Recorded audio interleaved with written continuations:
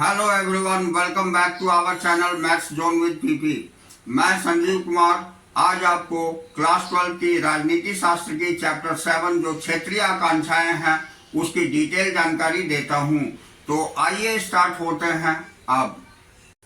तो आइए आज मैं आपको चैप्टर 7 जो क्षेत्रीय आकांक्षाएं हैं उसकी डिटेल जानकारी देता हूं। तो इसमें पहला पॉइंट है क्षेत्र और राष्ट्र। क्षेत्र और राष्ट्र के अंतर्गत 1980 के दशक को स्वायत्तता की मांग के दशक के रूप में भी देखा जा सकता है। इस दौर में देश के कई हिस्सों से स्वायत्तता की मांग उठी और इसने संवैधानिक हदों को भी पार किया। इन आंदोलन में शामिल लोगों ने अपनी मांग के पक्ष में हथियार उठाए। सरकार ने उनको दबाने के लिए जवाबी कार्रवाई की और इस क्रम में राजनीतिक और चुनावी प्रक्रिया अवरुद्ध हुए। आश्चर्य नहीं कि स्वायत्तता की मांग को लेकर चले अधिकतर संघर्ष लंबे समय तक जारी रहे और इन संघर्षों पर विराम लगाने के लिए केंद्र सरकार को सुलह की बातचीत का रास्ता अख्तियार करना पड़ा अथवा स्वायत्तता के आंदोलन की अगुवाई कर रहे समूहों से समझौते करने पड़े। बातचीत की एक लंबी प्रक्रिया के बाद ही दोनों पक्षों के बीच समझौता हो सका। बातचीत का लक्ष्य यह रखा गया कि विवादों के मुद्दे को संविधान के दायरे में रहकर निपटा लिया जाए। बहरहाल समझौते तक पहुंचने की यह यात्रा बड़ी दुर्गम रही और इसमें जब तब हिंसा के स्वर उगरे। अब हम इसके अंतर्गत भारत सरकार का नजरिया देखते हैं। तो राष्ट्र निर्माण की प्रक्रिया और भारत के संविधान के बारे में पढ़ते हुए विविधता के एक बुनियादी सिद्धांत की चर्चा हमारी नजरों से बार बार गुजरी है। भारत में विभिन्न क्षेत्र और भाषाई समूहों को अपनी संस्कृति बनाए रखने का अधिकार होगा। हमने एकता की भावधारा से बंधे एक ऐसे सामाजिक जीवन के निर्माण का निर्णय लिया था जिसमें इस समाज को आकार देने वाली तमाम संस्कृतियों की विशिष्टता बनी रहे। भारतीय राष्ट्रवाद ने एकता और विविधता के बीच संतुलन साधने की कोशिश की है। राष्ट्र का मतलब यह नहीं कि क्षेत्र को नकार दिया जाए। इस अर्थ में भारत का नजरिया यूरोप के कई देशों से अलग रहा, जहां सांस्कृतिक विभिन्नता को राष्ट्र की एकता के लिए खतरे के रूप में देखा गया। अब भारत ने विविधता के सवाल पर लोकतांत्रिक दृष्टिकोण अपनाया। लोकतंत्र में क्षेत्रीय आकांक्षाओं की राजनीतिक अभिव्यक्ति की अनुमति है और लोकतंत्र क्षेत्रीयता को राष्ट्र विरोधी नहीं मानता। इसके अतिरिक्त लोकतांत्रिक राजनीति में इस बात के पूरे अवसर होते हैं कि विभिन्न दल और समूह क्षेत्रीय पहचान, आकांक्षा अथवा किसी खास क्षेत्रीय समस्या को आधार बनाकर लोगों की भावनाओं की नुमाइंदगी करें। इस तरह लोकतांत्रिक राजनीति की प्रक्रिया में क्षेत्रीय आकांक्षाएं और बलवती होती है। साथ ही लोकतांत्रिक राजनीति का एक अर्थ यह भी है कि क्षेत्रीय मुद्दों और समस्याओं पर नीति निर्माण की प्रक्रिया में समुचित ध्यान दिया जाएगा और उन्हें इसमें भागीदारी दी जाएगी। अब ऐसी व्यवस्था में कभी कभी तनाव या परेशानियां खड़ी हो सकती है। कभी ऐसा भी हो सकता है कि राष्ट्रीय एकता के सरोकार क्षेत्रीय आकांक्षाओं और जरूरतों पर भारी पड़े। कभी ऐसा भी हो सकता है कि कोई क्षेत्रीय सरोकारों के कारण राष्ट्र की बृहत्तर आवश्यकताओं से आंख मूंद ले। जो राष्ट्र चाहते हैं कि विविधताओं का सम्मान को साथ ही राष्ट्र की एकता भी बनी रहे, वहां क्षेत्रों की ताकत, उनके अधिकार और अलग अस्तित्व के मामले पर राजनीतिक संघर्ष का होना एक आम बात है। अब हम अगला पॉइंट तनाव के दायरे देखेंगे। तो आपने पहले अध्याय में पढ़ा था कि आजादी के तुरंत बाद हमारे देश को विभाजन, विस्थापन और देशी रियासतों के विलय और राज्यों के पुनर्गठन जैसे कठिन मसलों से जूझना पड़ा। देश और विदेश के अनेक पर्यवेक्षकों का अनुमान था कि भारत एकीकृत राष्ट्र के रूप में ज्यादा दिनों तक टिक नहीं पाएगा। आजादी के तुरंत बाद जम्मू कश्मीर का मसला सामने आया। यह सिर्फ भारत और पाकिस्तान के बीच संघर्ष का मामला नहीं था। कश्मीर घाटी के लोगों की राजनीतिक आकांक्षाओं का सवाल भी इससे जुड़ा हुआ था। ठीक इसी तरह पूर्वोत्तर के कुछ भागों में भारत का अंग होने के मसले पर सहमति नहीं थी। पहले नागालैंड में और फिर मिजोरम में भारत से अलग होने की मांग करते हुए जोरदार आंदोलन चले। दक्षिण भारत में भी द्रविड़ आंदोलन से जुड़े कुछ समूहों ने एक समय अलग राष्ट्र की बात उठाई थी। अब अलगाव के इन आंदोलनों के अतिरिक्त देश में भाषा के आधार पर राज्यों के गठन की मांग करते हुए जन आंदोलन चले। मौजूदा आंध्र प्रदेश, कर्नाटक, महाराष्ट्र और गुजरात ऐसे ही आंदोलनों वाले राज्य हैं। दक्षिण भारत के कुछ हिस्सों, खासकर तमिलनाडु में हिंदी को राजभाषा बनाने के खिलाफ विरोध आंदोलन चला। 1950 के दशक के उत्तरार्ध से पंजाबी भाषी लोगों ने अपने लिए एक अलग राज्य बनाने की आवाज उठानी शुरू कर दी। उनकी मांग आखिरकार मान ली गई और 1966 में पंजाब और हरियाणा नाम से राज्य बनाए गए। बाद में छत्तीसगढ़, उत्तराखंड और झारखंड का गठन हुआ। कहा जा सकता है कि विविधता की चुनौती से निपटने के लिए देश की अंदरूनी सीमा रेखाओं का पुनर्निर्माण किया गया। बहरहाल इन प्रयासों का मतलब यह नहीं था कि हर परेशानी का हमेशा के लिए हल निकल आया। कश्मीर और नागालैंड जैसे कुछ क्षेत्रों में चुनौतियां इतनी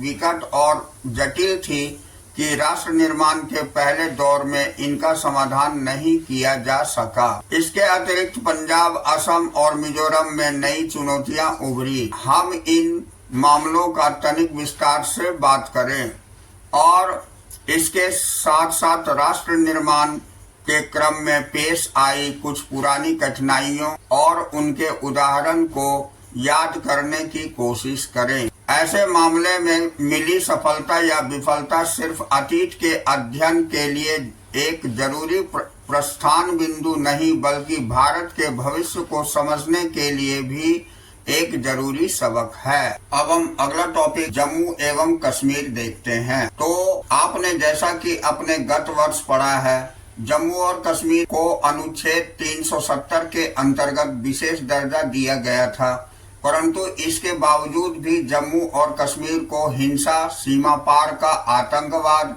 और राजनीतिक अस्थिरता झेलनी पड़ी और इसके अतिरिक्त तथा बाहरी प्रभाव भी सामने आए। इसके परिणाम स्वरूप कई लोग भी मारे गए, जिसमें निर्दोष नागरिक, सुरक्षा कर्मी और उग्रवादी शामिल थे। इसके अलावा कश्मीर घाटी से बड़े पैमाने पर कश्मीरी पंडितों का पलायन भी हुआ।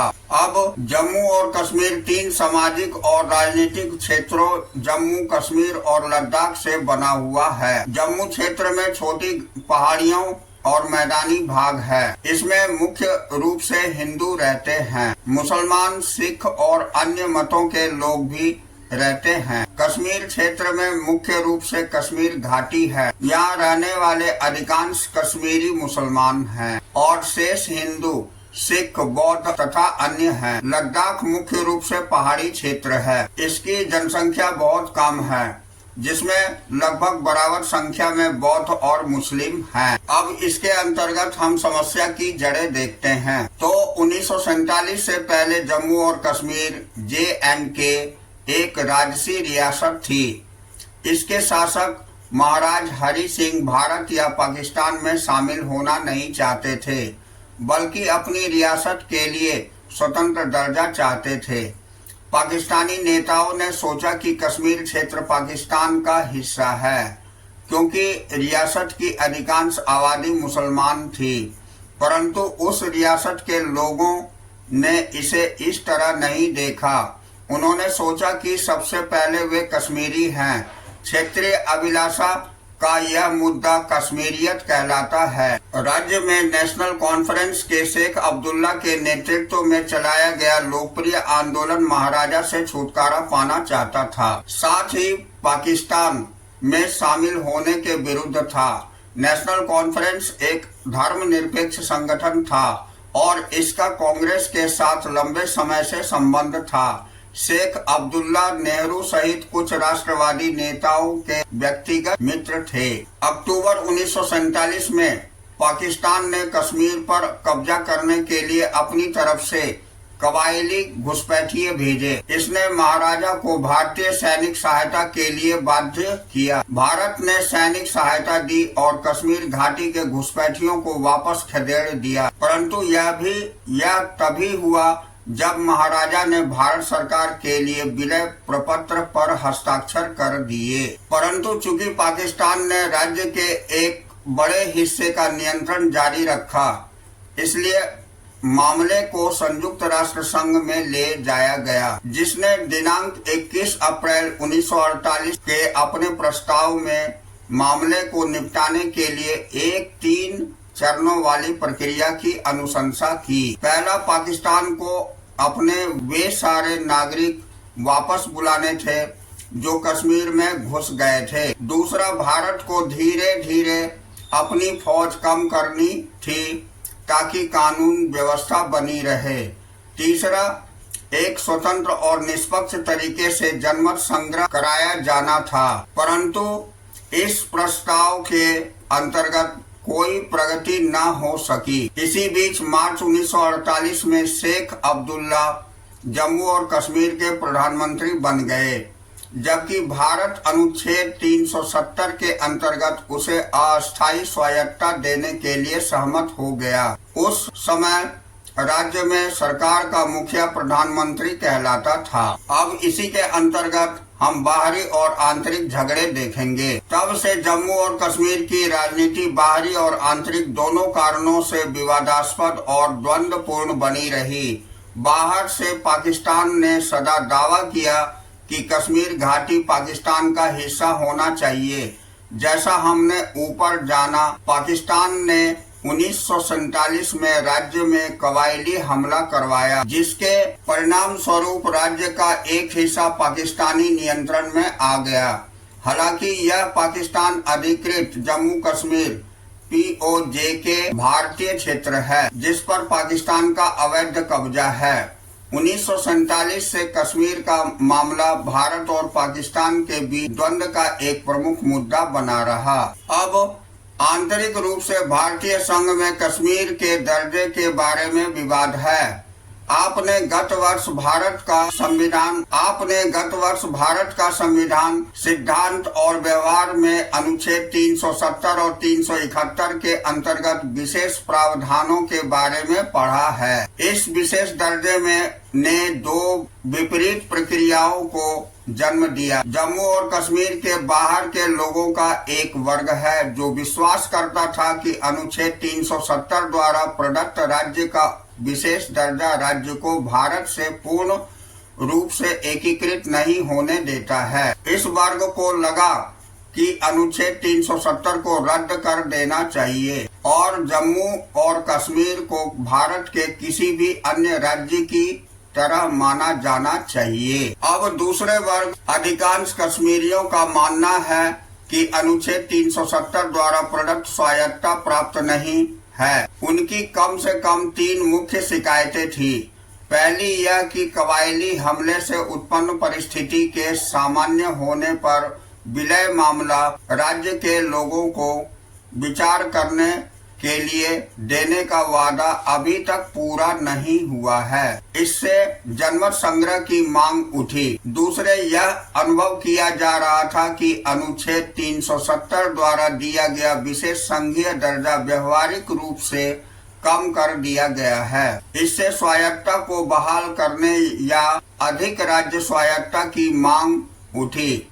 तीसरी, यह अनुभव किया गया कि जिस प्रकार का लोकतंत्र शेष भारत में है वैसा जम्मू और कश्मीर राज्य में लागू नहीं किया गया है। अब इसी के अंतर्गत हम 1948 से राजनीति देखते हैं। तो प्रधानमंत्री बनने के बाद शेख अब्दुल्ला ने भूमि सुधार और अन्य नीतियां शुरू की, जिसमें सामान्य जन को लाभ पहुंचा, परंतु कश्मीर के दर्जे पर उसकी स्थिति के विषय में उनके और केंद्र सरकार के बीच मतभेद बढ़ता गया। उन्हें 1953 में पदच्युत कर दिया गया और कई वर्षों तक कैद रखा गया।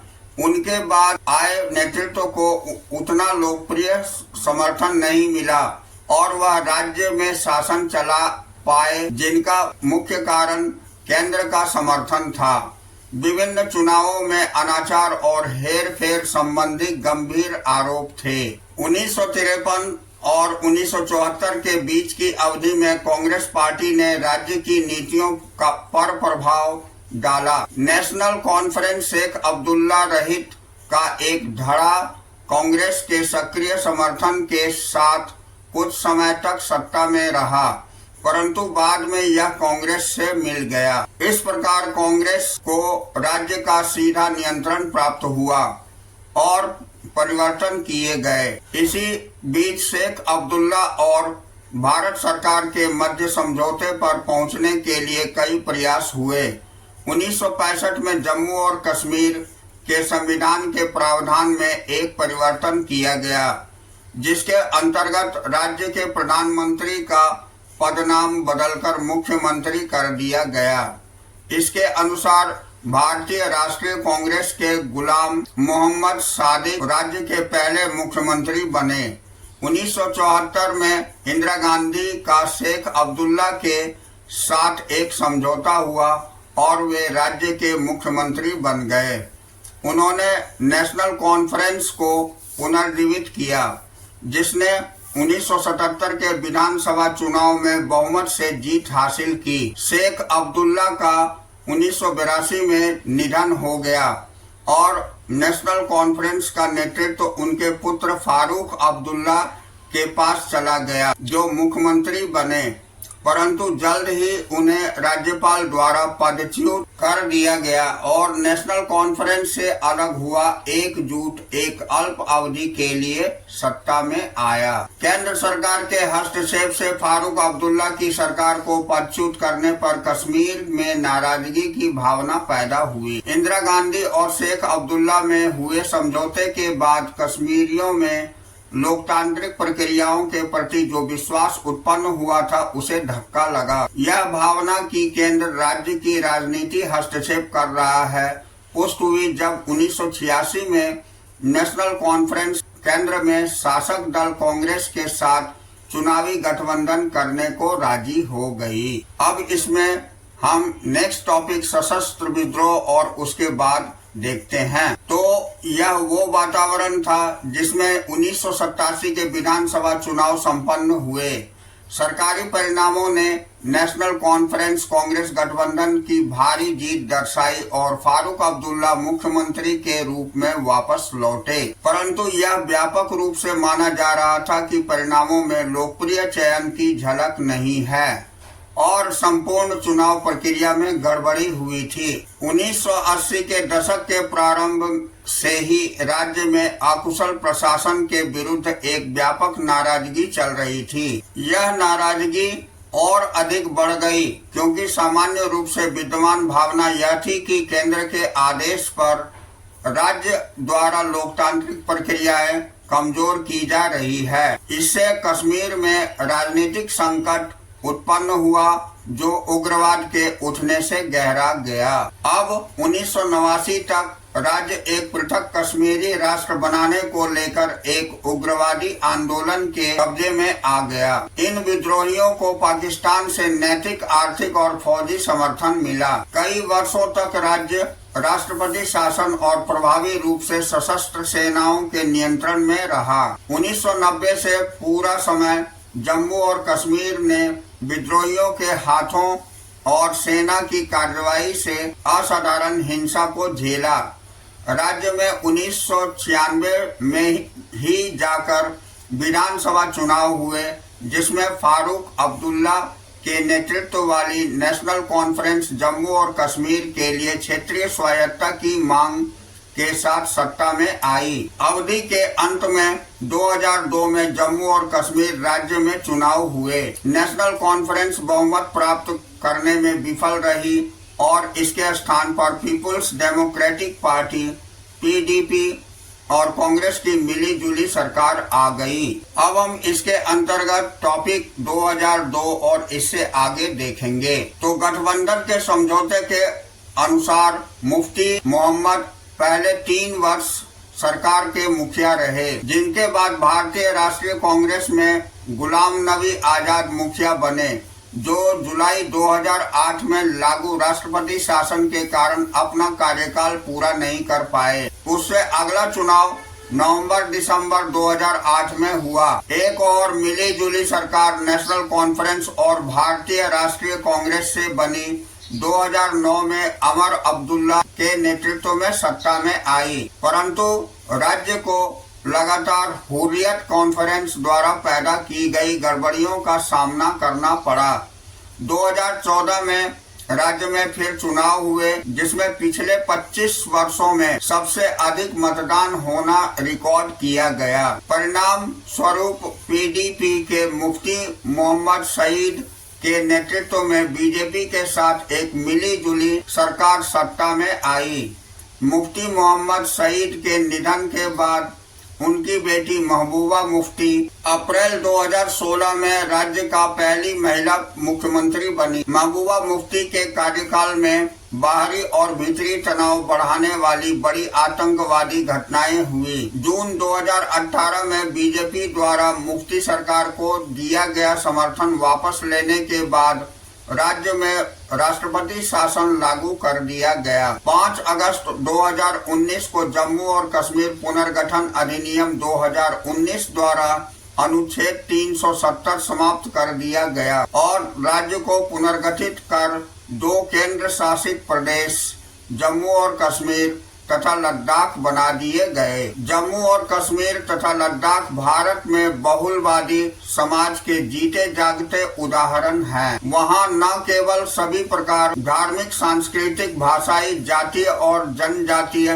की विविधताएं हैं, बल्कि वहाँ विविध प्रकार की राजनीतिक और विकास की आकांक्षाएं हैं, जिन्हें नवीनतम अधिनियम द्वारा प्राप्त करने की इच्छा की गई है। तो आज हम इसी टॉपिक पर रहने देते हैं। अगले दिन हम नेक्स्ट टॉपिक हमारा पंजाब लेकर चलेंगे और आगे उसके बारे में डिटेल जानकारी देंगे।